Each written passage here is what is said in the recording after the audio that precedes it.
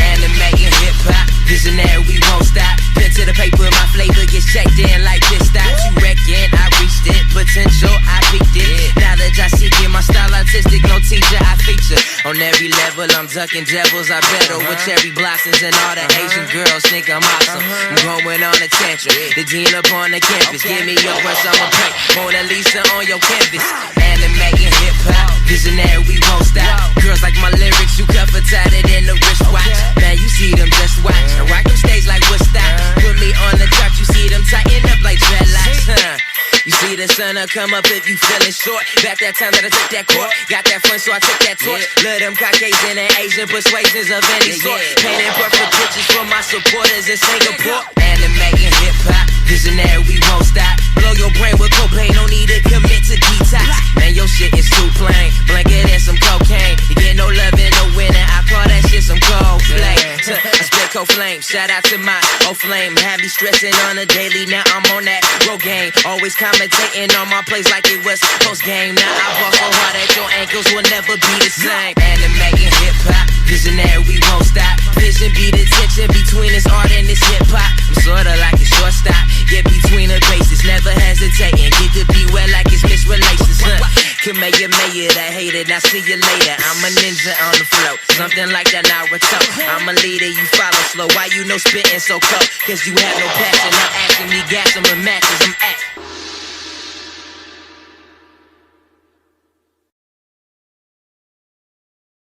We out here in the mall, Shibuya. Hey, but listen what they're playing for us.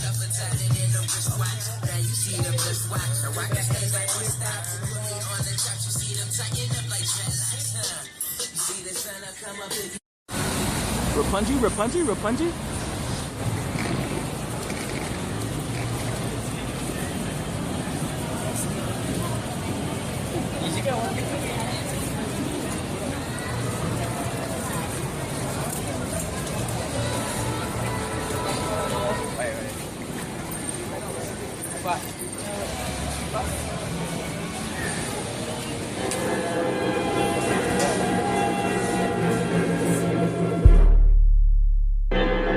Who made that? City Help.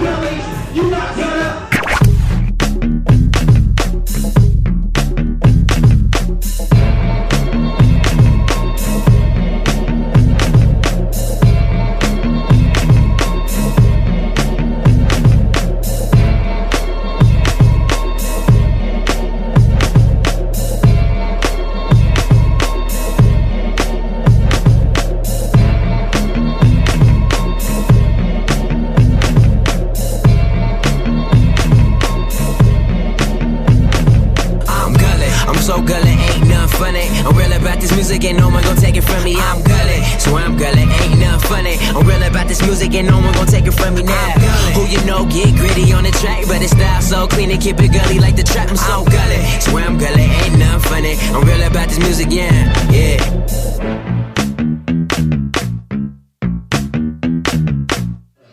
This is 21st, man.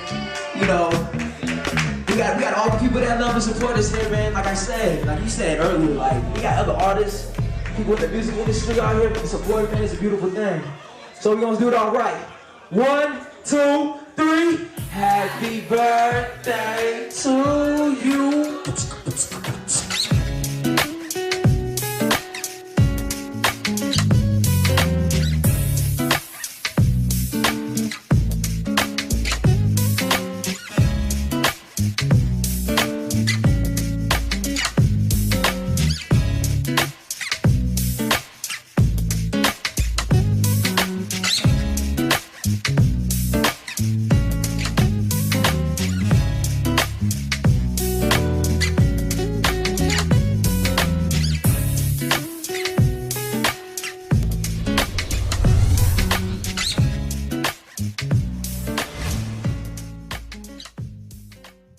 Okay, so just type the job website address here.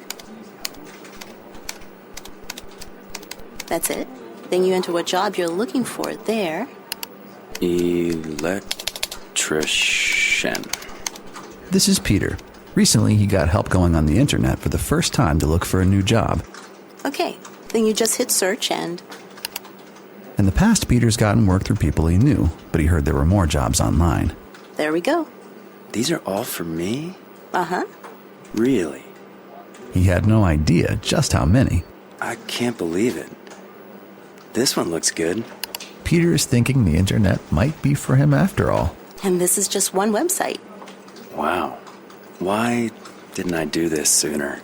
See what the internet can help you do at everyoneon.org or call 1-855-387-9166 to find a free training class near you. Brought to you by Connect to Compete and the Ad Council. Tonight, historic deal, the nuclear agreement that could change the world. The White House says it will keep Iran from getting the bomb. Opponents say it will do the opposite, setting up a new showdown. Crippling floods, a state of emergency in Kentucky. At least 2 dead, several missing as flooding sweeps away buildings. We're there on the ground. Sole survivor, a plane crash in the Pacific Northwest kills a couple but spares their granddaughter tonight. Her harrowing trek through the wild to safety. And far out, a 9-year NASA mission to Pluto sends back awe-inspiring photos from the edge of the solar system. Is it another giant leap for mankind? Nightly News begins right now. From NBC News World Headquarters in New York, this is NBC Nightly News with Lester Holt. Good evening. First the deal, now the sell. With today's historic agreement to curb Iran's nuclear program, the Obama White House tonight is trying to convince nervous Mideast neighbors and the American Congress that there was no better alternative. The U.S. and 5 other nations struck the deal with Iran overnight, offering Iran relief from economic sanctions in exchange for limits on nuclear production. But questions over compliance and verification, along with Iran's history of provoking instability in the Middle East, are planting seeds of doubt in high places. We have full coverage tonight. We begin with our chief foreign affairs correspondent, Andrea Mitchell from Vienna. Andrea? Good evening, Lester. Well, after years and decades, in fact, of calling each other the great Satan and the axis of evil, Iran and the U.S. are now entering uncharted territory. A diplomatic agreement to reduce Iran's suspected nuclear threat. John Kerry and his Iranian counterpart, Javad Zarif, weary but celebrating the deal to reduce Iran's nuclear capability in exchange for billions of dollars with the end of crippling sanctions. Years in the making, it came together after 18 long days and nights of intense talks. Kerry even personally edited the final draft at 3 o'clock this morning after a midnight call, Vienna time, to the president in the Oval Office. This deal offers an opportunity to move in a new direction. We should seize it. Iran accepts limits on its nuclear production for 10 years and on nuclear fuel and equipment for 15 years. Iran promises more access for UN inspectors to suspect sites, but with notice. But Iran gets an economic lifeline, hundreds of billions of dollars in sanctions relief, once it meets those nuclear commitments, perhaps by the end of the year. Re-entry into the global banking system, and 5 to 8 years from now, an end to the UN arms and ballistic missiles embargo. So how do you justify down the road taking off the arms embargo on conventional weapons and ballistic missiles? The United States doesn't lose anything, Andrea, by giving them the opportunity to prove this is a peaceful program. What's the alternative? Go to war now? Everybody want to say automatically, let's bomb Iran? I mean, is that the alternative? But the deal is a tough sell with critics in Washington and Tehran, as Iran's foreign minister acknowledges. We have people in Iran who have a lot of mistrust in the ability and the intention of the United States to live up to this agreement and to try to implement its part of the deal. So it's going to be a difficult exercise. And in a call today, President Obama tried to reassure Israel's Prime Minister Netanyahu, but sources say got nowhere. A landmark deal setting off a global debate that won't end anytime soon. Andrea Mitchell, NBC News, Vienna. I'm Richard Engel in Israel, where Prime Minister Benjamin Netanyahu issued his first blistering statement almost as soon as the ink was dry. This is a bad mistake of historic proportions. Netanyahu has been criticizing the deal in tweets in Hebrew, English, even Farsi, the language of Iran. But in Tehran, they weren't listening. We did it! We finally did it! NBC's Ali Arouzi was in the crowds tonight. They're singing and dancing on the streets of Tehran. You never see these scenes. People are overjoyed and they're cheering. But in Israel, there's no faith the Iranian regime can or will change, deal or no deal. No wonder there are everybody in the streets celebrating, because they got everything they wanted and the West got nothing at all. Netanyahu said, as far as Israel is concerned, the West just got hustled. The leading international powers have bet our collective future on a deal with the foremost sponsor of international terrorism. Israelis worry they'll have to pay the price if this diplomatic gamble doesn't work. I think he made a big mistake. Obama made a big, but it's no one can do nothing. He decided, he was so determined in this mission. The Israeli government couldn't stop the deal in Vienna, but it's hardly giving up. The next step is to use Israel's friends and supporters to spike the deal in Washington. A retired general here in Tel Aviv told us Israel's next battle will be on Capitol Hill. Netanyahu is hoping Republicans in Congress will agree the deal gives away far too much. While Israel has been by far the most vocal critic, Arab states, especially Saudi Arabia, are also skeptical. They worry that Iran will cheat and that an emboldened Tehran will just make the Middle East even more chaotic. Lester? Richard Engel in Tel Aviv tonight. Thank you. I want to turn now to Chuck Todd, NBC News political director and moderator of Meet the Press in our Washington bureau. Chuck, how deep is the opposition in Congress to this deal? Well, look, it's pretty deep. Lester, it was really hard to find a Republican, either on the presidential campaign trail or on Capitol Hill, to say anything nice about this deal at all. Most of them criticized it before even reading the deal. That said, the Senate Republican leader, Mitch McConnell, admitted that Congress's ability to actually block the implementation of the agreement is going to be very hard. And here's why. While Congress has some oversight on what sanctions that the president can turn off, the Republican-controlled Congress is going to try to do that, try to reject the deal, send it to the president. The president will veto that bill. Then there's going to be an attempt to override that veto. Now, here's what it will take. All the Republicans plus 13 Senate Democrats and 44 House Democrats when you look at the numbers. In every conversation I've had today, it is clear, Lester, that there is a hardcore 8 to 10 hawkish Senate Democrats who will vote with the Republicans on this and try to kill this deal.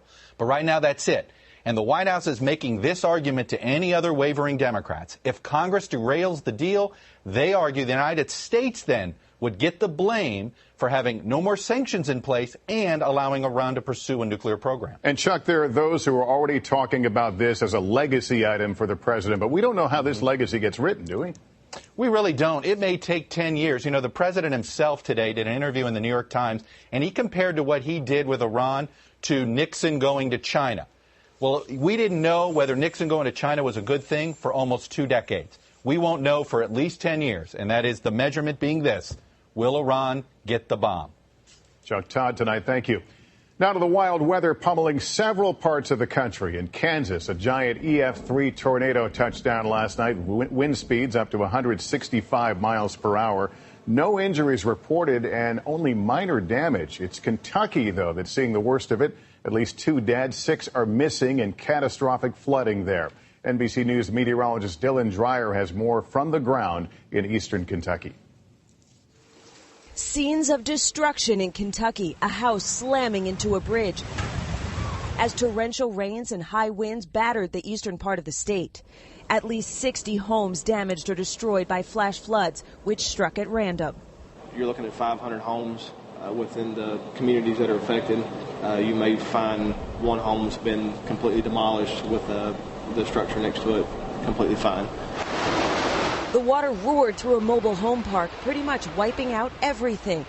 It was all the way to my front porch. I had a chance to get my animals and go out the door. And by the time I got back to town, everything was gone. Officials said emergency workers were going door to door today looking for people who might still be trapped.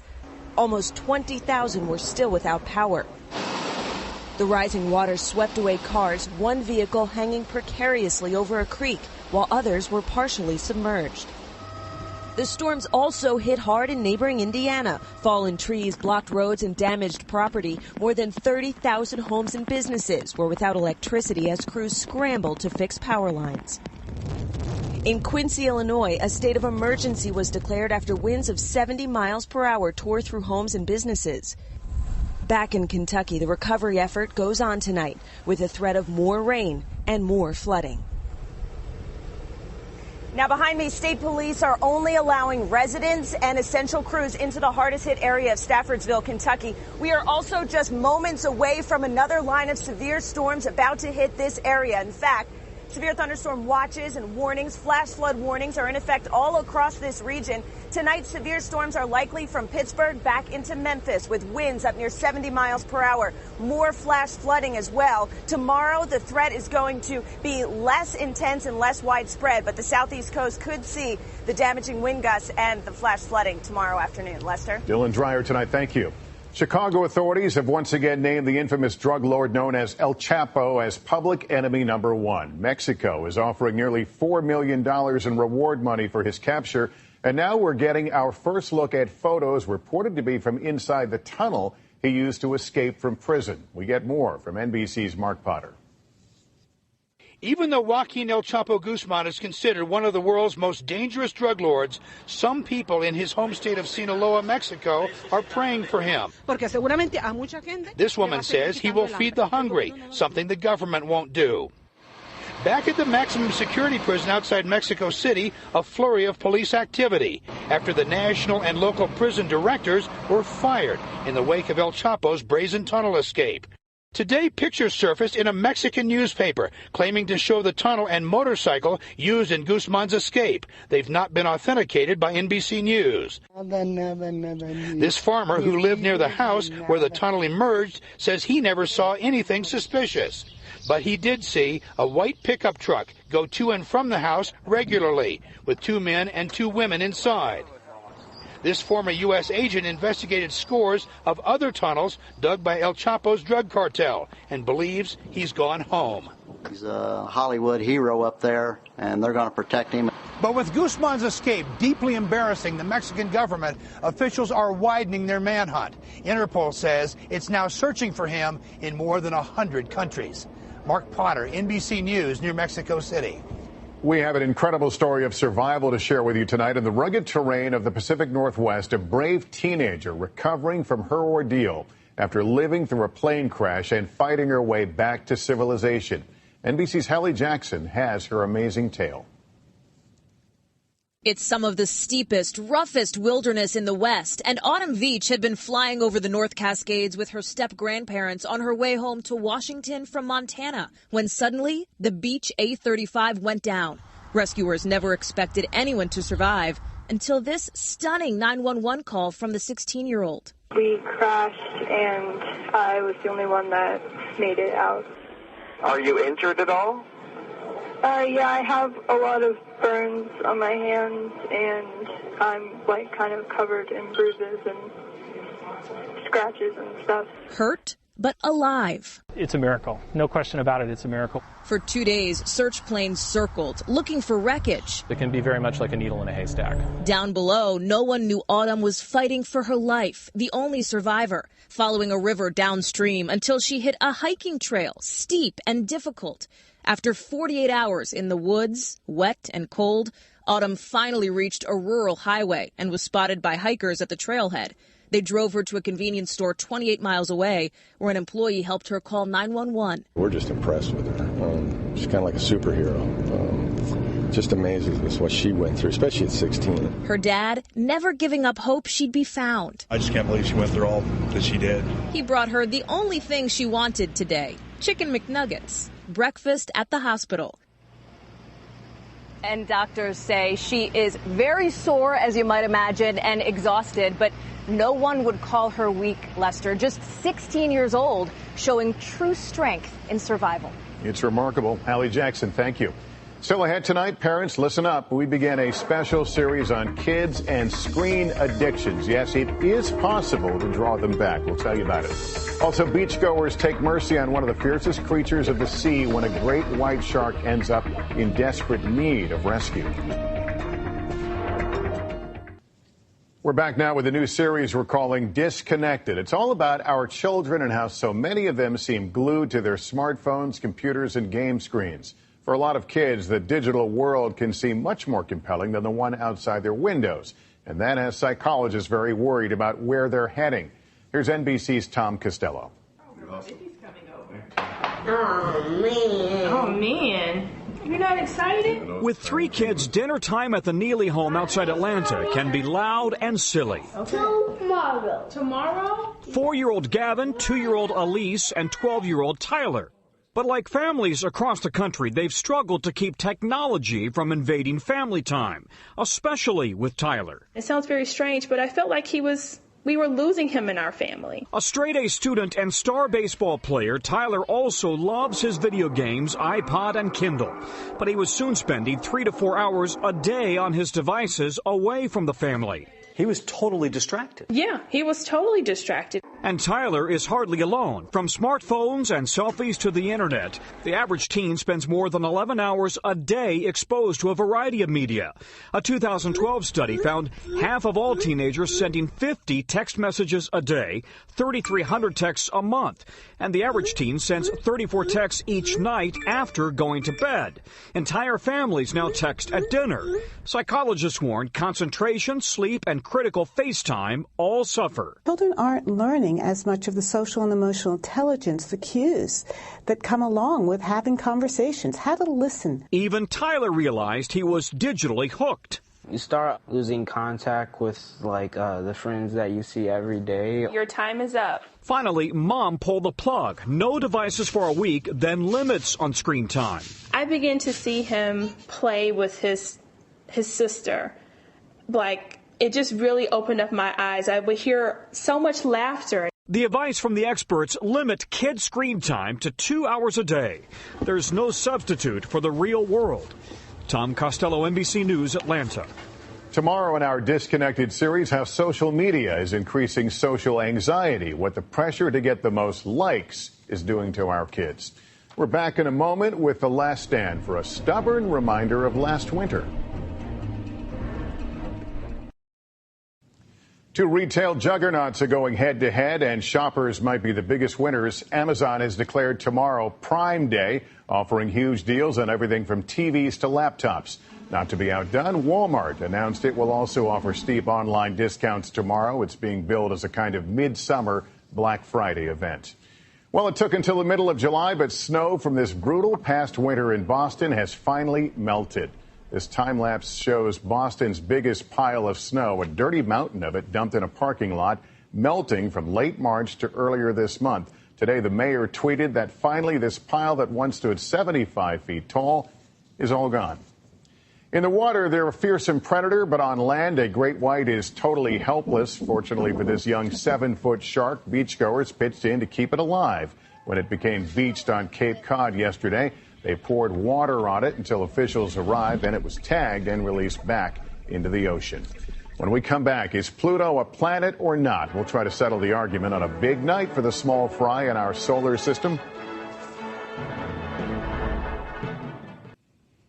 Those of you who remember what it was like waiting for those special family photos to be developed at the neighborhood photomat may appreciate what NASA scientists are going through tonight. They're anxiously waiting to see if the New Horizons spacecraft, after a 3 billion-mile journey, successfully snapped pictures of Pluto during its close flyby this morning. They should know later tonight, but already the mission is raising the profile of the little dwarf planet in ways previously unimaginable. It wasn't long ago scientists debated whether it was really even a planet. But suddenly, new images like this have made Pluto, our tiniest and most distant of planetary neighbors, a very big deal. All the hoopla is hard to explain, even for a renowned astrophysicist like Neil deGrasse Tyson. I still don't know. Pluto has been in our culture. It's a modern planet. It was discovered by an American. Previous photos of Pluto have been taken from across billions of miles of space. But now, 85 years after it was first discovered, Pluto is getting its close-up. Now that we have detailed images, and even more detail to come, you can say, oh, look at that shape. How did it get that shape? How did it become that reflective? One of the greatest aspects of what it is to do science is to reach a new vista and then discover that you can now ask questions undreamt of before you got there. At New York's American Museum of Natural History, space enthusiasts gathered early this morning to celebrate the historic trip. And as to that question of whether Pluto is a planet, or as it's now referred to these days, a dwarf planet? Pluto revolves around the same sun that we do, so it does. So, planet or not a planet? It revolves around the same sun, but while it does that, it actually crosses the orbit of Neptune for 20 years out of its 248-year orbit. No other planet does that. That's embarrassing. If you're a planet, you should not be crossing other people's orbits. For generations of us who grew up learning about 9 planets in order from the sun, Pluto was last, the end of the road in a part of this neighborhood that was off limits. And now, the question of what's really out there is finally coming into clear focus. NASA says the New Horizons mission is the first to explore a world so far from Earth and adds this mission completes its initial survey of our solar system. That will do it for us on this Tuesday night. I'm Lester Holt. For all of us at NBC News, thank you for watching and good night.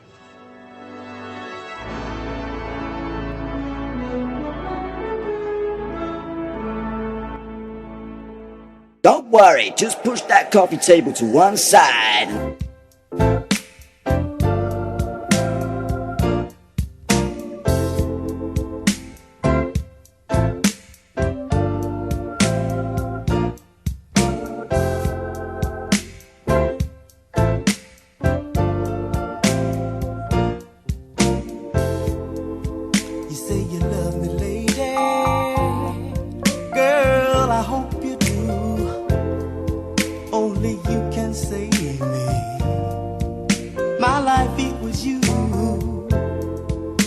Kiss me, drive me crazy. Would you do that for me, lady?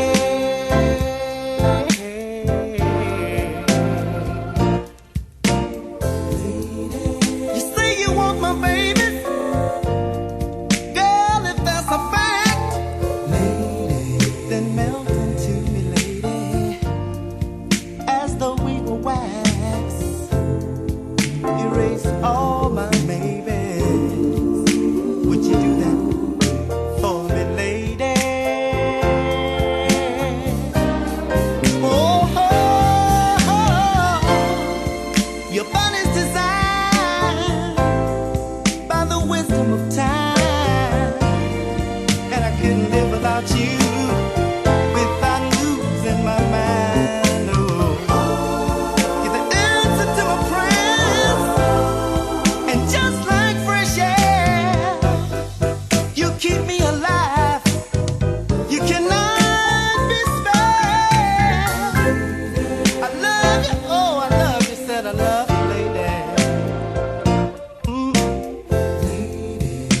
Power